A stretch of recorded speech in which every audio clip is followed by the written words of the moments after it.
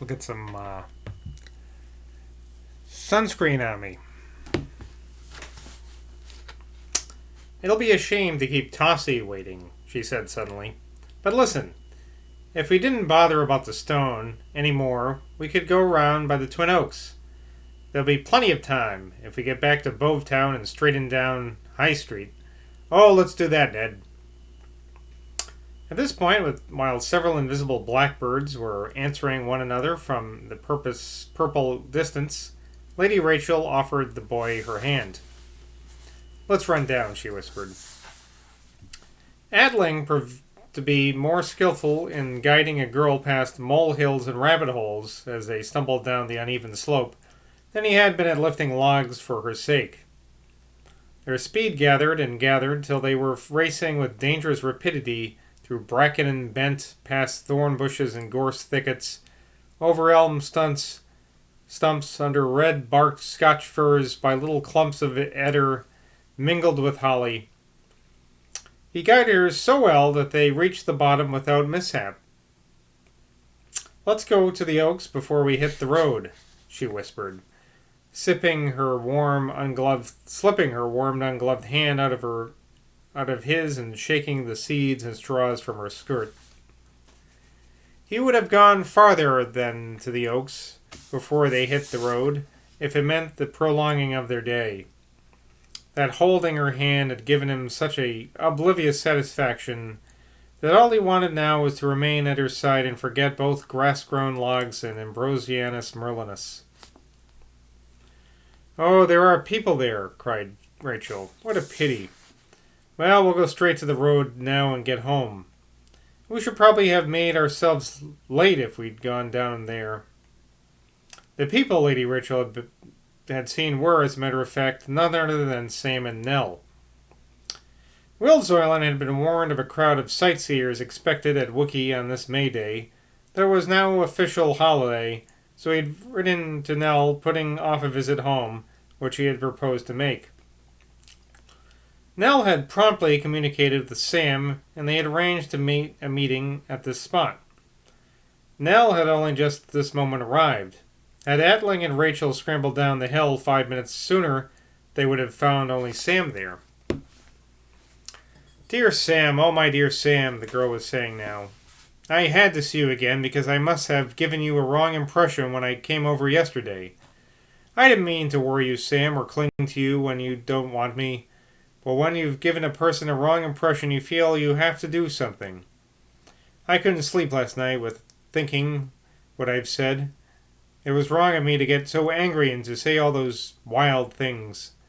I didn't really mean what I said, you know, Sam. A person can say things like that without really meaning them.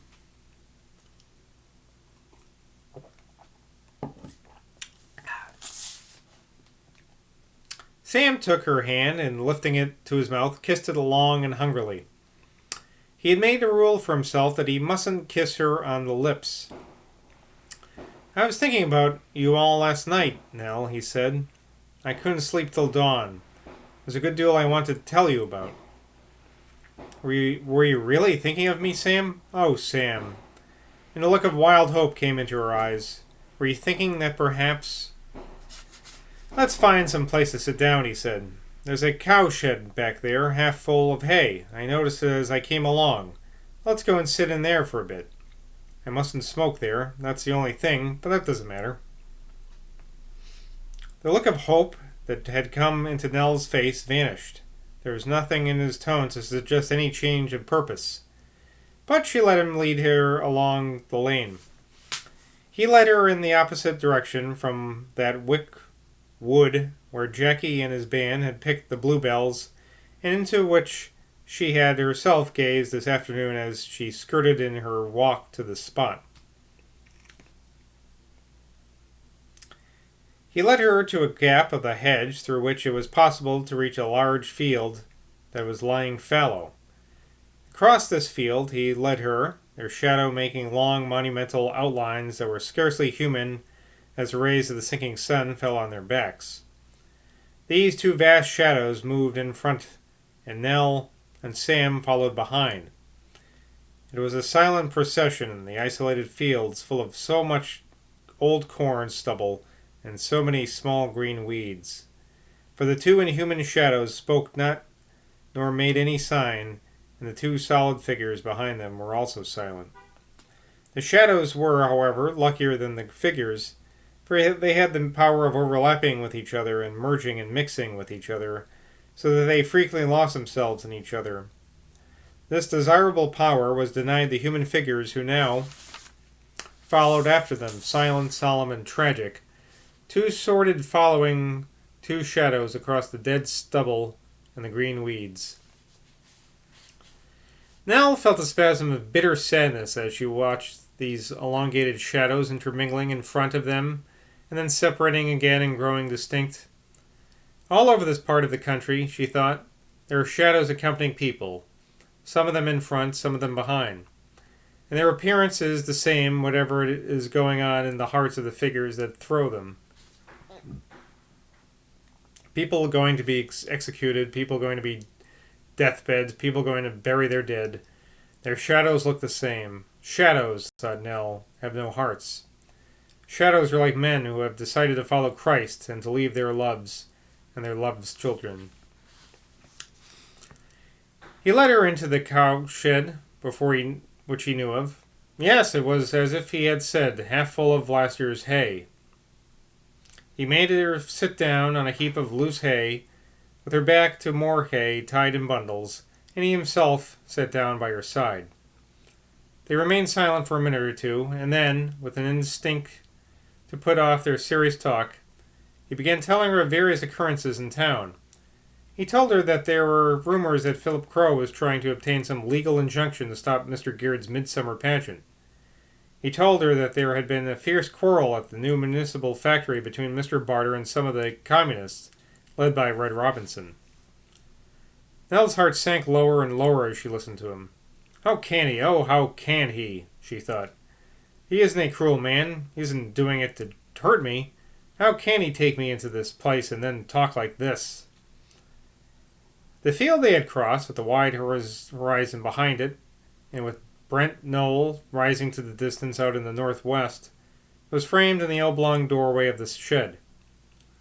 The framing turned the scene they now looked upon into a curious work of art, isolating it from the rest of nature and giving it a symbolic significance.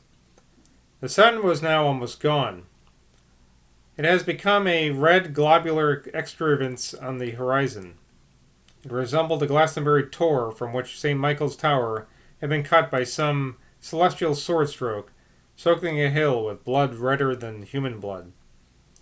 Slowly this bleeding convexity sank down over the edge of the horizon.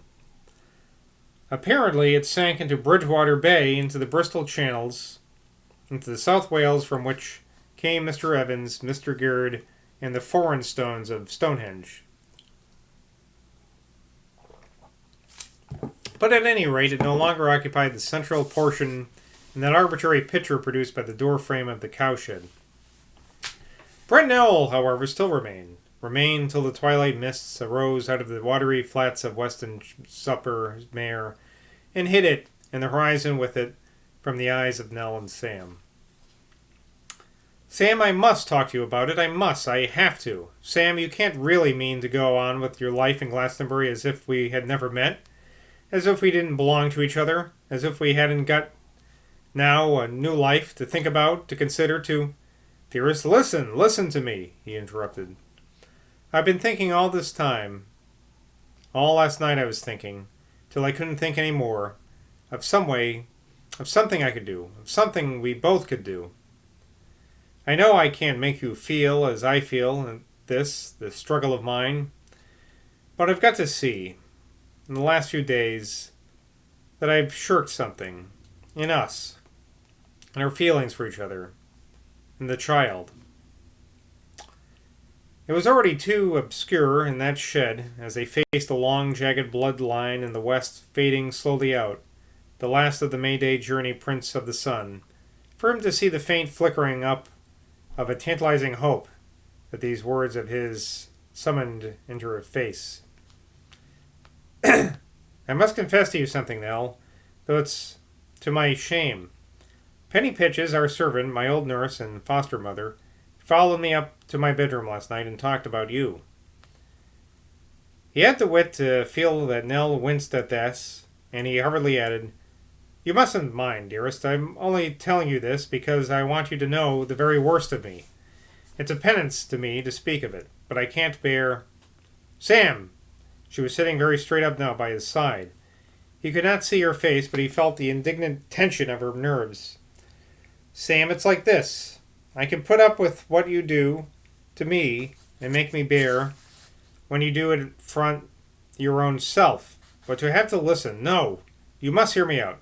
To have to listen to what other women think of the way you're treating me, it's too much." "Listen now," he spoke, with vibrancy of this voice that was new to her and him, and that awed her a little. "I've come to see that there is something queer about me, that I didn't realize. I've come to see that I have thought only of my own feelings and have been stupid and blind to yours. I've come to see that in the whole thing there's been a lack in me, I don't know how to say it, a lack of power to see things as they appear, as they are, to others, to you. As I lay thinking about it all last night, after Penny had gone away, I felt as if I could see myself as I never had done before. My cowardness, my weakness, seemed to, I don't know how to put it, seemed to take an actual shape in the darkness. I shall never forget it. The darkness glittered all about me. It was phosphorescent. Spurts and splashes of light, shootings and jettings of light, and there I was in the middle of it, like a great black slug. It wasn't a nightmare, for I was absolutely wide awake. I wasn't even sleepy. But I suddenly knew, when I felt myself to be that black slug, that I was grosser than other human beings. I knew that I had a dead nerve, an atrophied nerve, in me, where certain feelings ought to be. He stretched himself out by her side and shifted into a more comfortable position. He mechanically took a packet of cigarettes from his pocket, fumbled with them, remembered that he mustn't smoke, and put them back again. "I mean by a dead nerve that there are feelings in human beings which save them from acting in a certain way and from doing certain things, and that this nerve has never been touched in me. I knew when I became that slug in the middle of that phosphorescent lights, that in the ways I've acted to you, I've behaved blindly, monstrously, without using that nerve." He could not have realized how intensely her eyes were fixed on him. He could not have realized how her mouth was drawn down and hanging open, how her lower lip was pulled away, just as if it were imitating an unconscious sympathy the way his own face worked.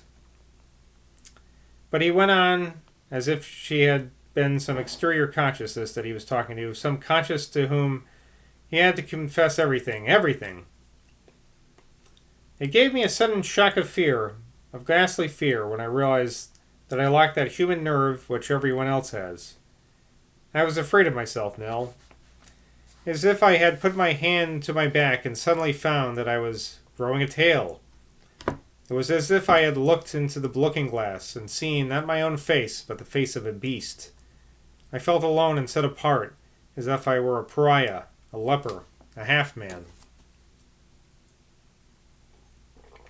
Oh, Sam, my dear love, my poor, sweet Sam, come back to me and let me love you again." Any onlooker at this scene, catching the emotion in her voice, would have supposed that he would turn to her now and press her to his heart. He did not do anything of that kind. He went on talking, but he laid his hand on her wrist as it rested in the hay and gripped it tight.